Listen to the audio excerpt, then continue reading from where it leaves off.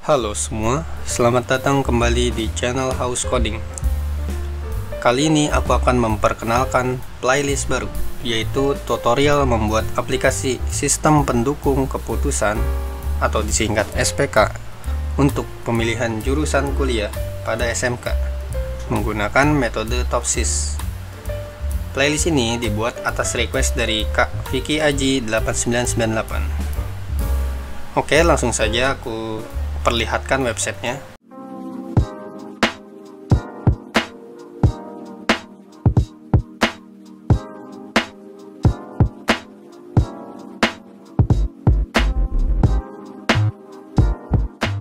Fitur yang pertama pada website ini adalah halaman login. Di sini akan ada halaman login. Setelah itu, di sini ada halaman dashboard, yaitu menampilkan jumlah-jumlah yang ada di aplikasi ini. Di sebelah kanan atas ada yang namanya profile. Di sini admin bisa mengubah profilnya, yaitu nama dan juga foto usernya. Selain itu di sini juga ada tombol logout.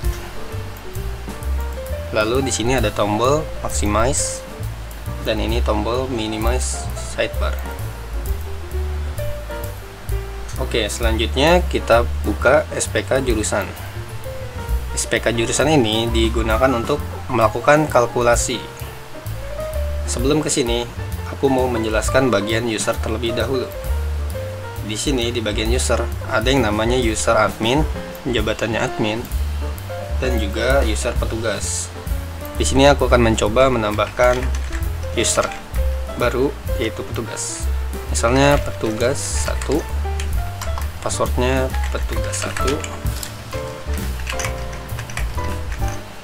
Jabatannya petugas, namanya petugas. Foto profilnya tidak usah, misalnya. Sudah. Untuk petugas, dia itu bisa dihapus. Kita bisa merubahnya lagi, misalnya kita menambahkan foto. Nah, maka akan muncul fotonya. Kita bisa mengubahnya lagi, atau kita bahkan bisa menghapusnya.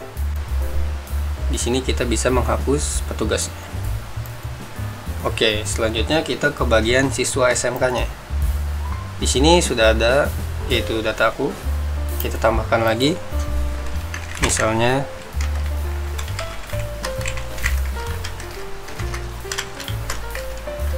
nomor yang asal, fotonya juga bisa dipilih, bisa juga tidak. Oke, di sini sudah muncul. Kita di sini ada fitur namanya detail, yaitu detail siswanya. Ini juga detail siswanya. Kita bisa mengubahnya juga. Dari sini juga bisa. Dan juga kita bisa menghapusnya. Fitur selanjutnya adalah jurusan. Ini adalah jurusan yang akan direkomendasikan untuk kuliah pada para siswa. Misal di sini ada desain grafis dan segala macam. Kita bisa menambahkan jurusan sendiri. Kita juga bisa mengubah jurusannya. Misalnya kita ganti 1, 2, 3. Nah, ini juga terubah. Dan juga kita bisa menghapusnya. Misalnya kita ngapus manajemen event. Nah, hilang. Selanjutnya di bagian kriteria. Ini adalah bagian utama dari sistem Topsys-nya. Sistem SPK Topsys-nya. Di sini kita ada nama kriteria, ada juga bobot, dan juga atribut. Atribut ini ada dua, yaitu benefit, yaitu keuntungan, dan juga cost, kerugian atau kekurangan. Di sini kita bisa ubah nilai-nilainya. Setelah itu kita ke bagian SPK jurusan. Selanjutnya kita akan mencoba fitur SPK-nya, SPK Topsys. Misalnya di sini jurusan animasi dan media digital dia bakatnya 70. Lalu misalnya biaya kuliah per semester, ini tergantung kalian ya, bisa per semester, bisa per tahun, bisa per bulan. Misal di sini per semesternya 6 juta. Minatnya misal 70, peluang kerjanya misalnya 70 juga. Lalu untuk jurusan desain grafis, misalnya dia kurang berbakat, 50, biayanya misalnya mahal,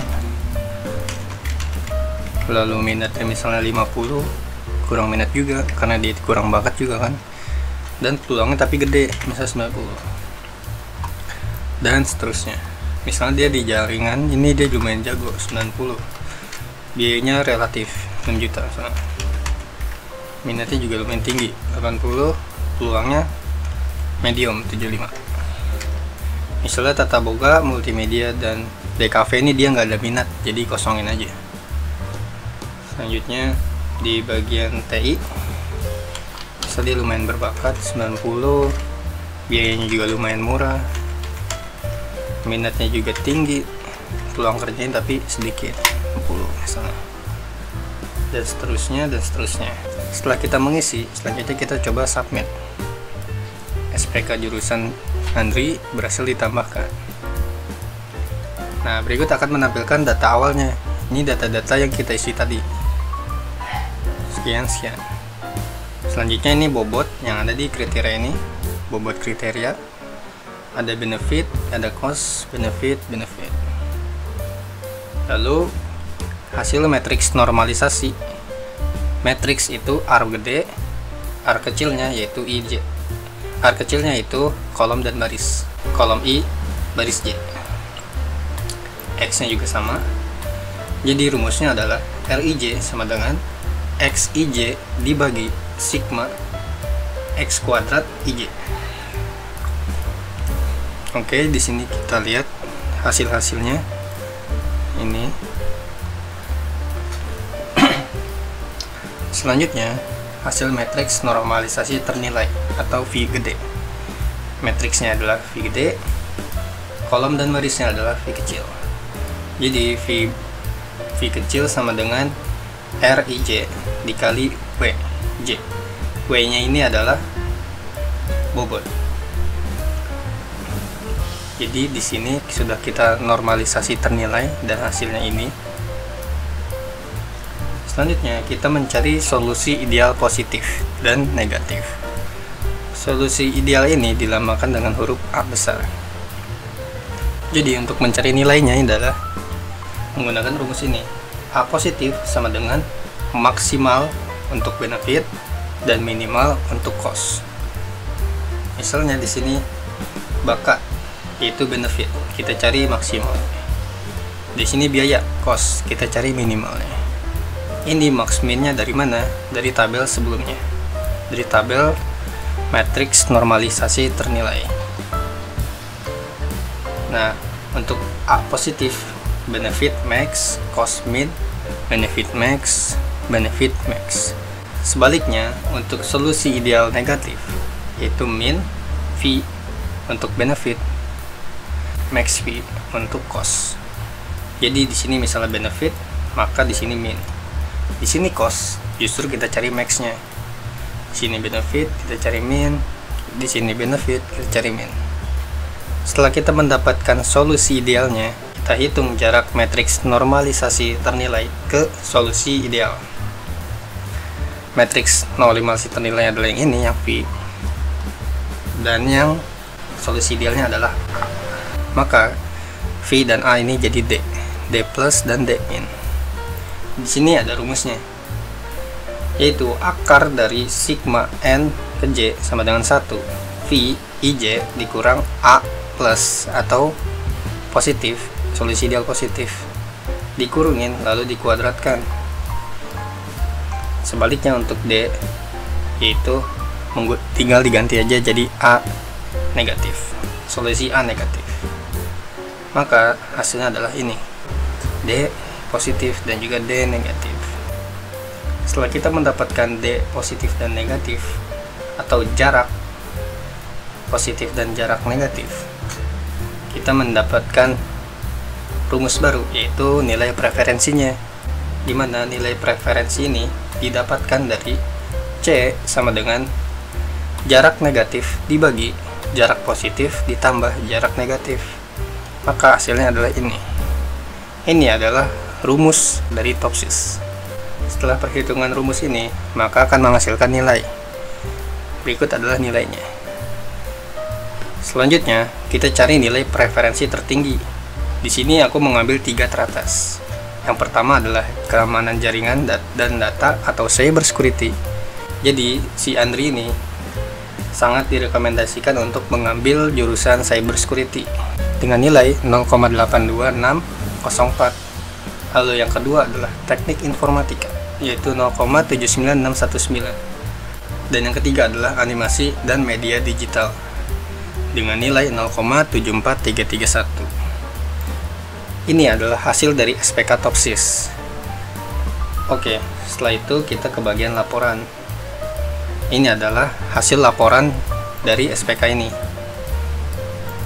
Di sini kita bisa atur jarak antar tanggal perhitungannya. Kemudian kita filter, kemudian kita print. Atau kita juga bisa buat ke Excel.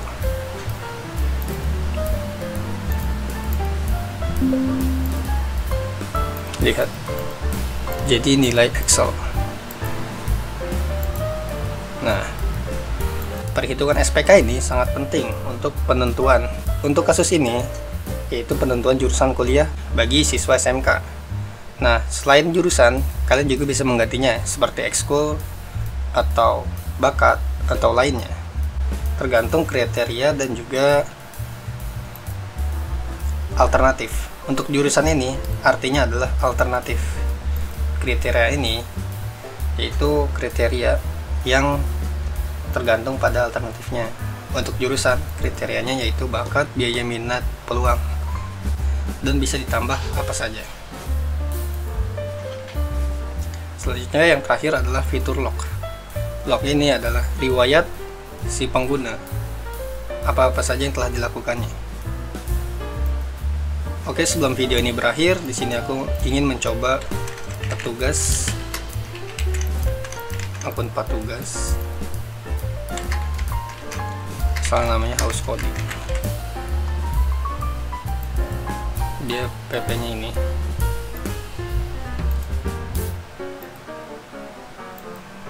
Kita coba login menggunakan akun petugas.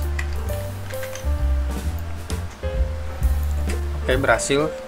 Oke, ini adalah akhir dari video playlist tutorial membuat aplikasi SPK jurusan kuliah pada SMK menggunakan metode Topsis. Jangan lupa subscribe agar tidak ketinggalan pada video berikutnya. Like jika kalian suka pada video ini. Oke, itu aja. Terima kasih sudah menonton.